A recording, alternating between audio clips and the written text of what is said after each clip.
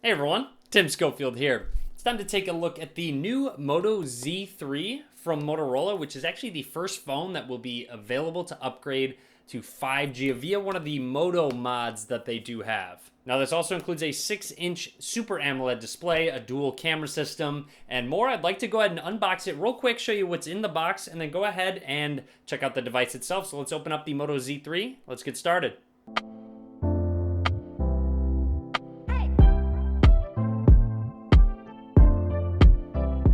To begin, let's quickly take a peek at what comes in the box. And opening it on up, it says hello Moto. And right away, greeted with that phone, that Z3. We're gonna set that to the side for just a second while we check out everything else. And in here, it looks like we have some booklets, Verizon, Meet Your Phone, a SIM ejection tool as well. The rest of the stuff inside is a turbo power AC adapter.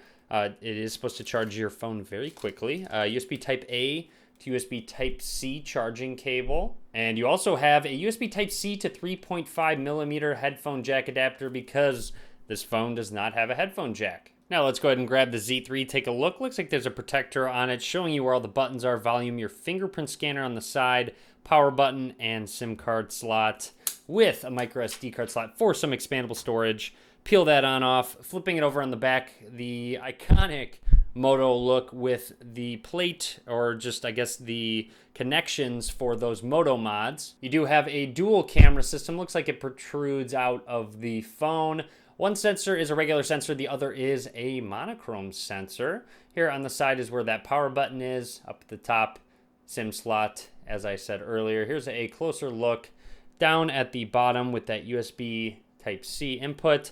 On the right side here are your volume buttons, along with a fingerprint scanner on the side, which I think I'm going to like.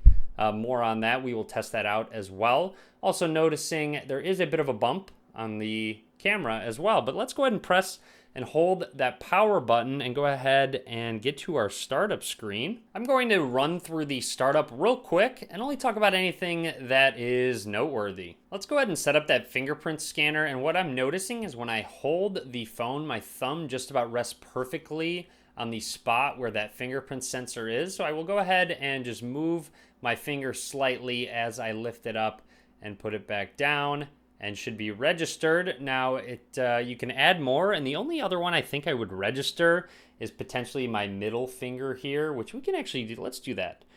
So I can just go ahead and do the exact same process.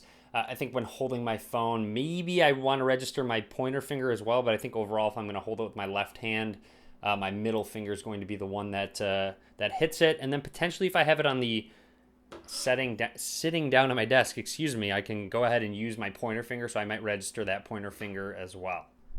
All right, we're all done with the setup process. Here is a close look at the Moto Z3 from Motorola, all ready to go. I do like the display right out of the box. I am a fan of Super AMOLED displays.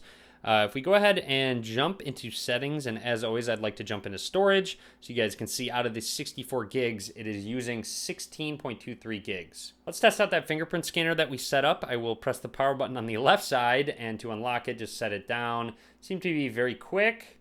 Let's try it. I did actually register that pointer finger, so if I pick it up off the table, looks like it can be unlocked by the time you're ready to start using it. So when I do lift it up, I can go ahead and probably get good. That was a little too quick, but I can probably get good at accurately putting my pointer finger on that fingerprint scanner so I am ready to use it as soon as I lift it up. And then, of course, one more would be that middle finger on my left hand. Seems to be fine, seems to be very accurate. Just going to have to get used to the correct position to actually place it. There are some indents on the right side here where your fingerprint scanner is, so your finger will actually just naturally go into that indent. Real quick, let's open up the camera app and snap just a couple quick pictures. Select manual mode for professional settings. Great to see there's a manual mode.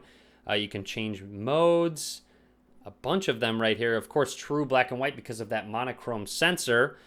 Portrait mode, cutout, cinematograph, panorama, text selector, face filter. So a lot of different modes that you can do. I'm just going to snap just a couple pictures here. That exposure looks pretty good. When you switch over to that color ball, you'll see it starts off a little overexposed, but then it switches down to make it so it isn't overexposed. Shutter speed seems quick. I would also like to switch it to that true black and white because, of course, this is using a monochrome sensor. So it is true black and white. It's not just software. Snap a picture there. Snap a picture.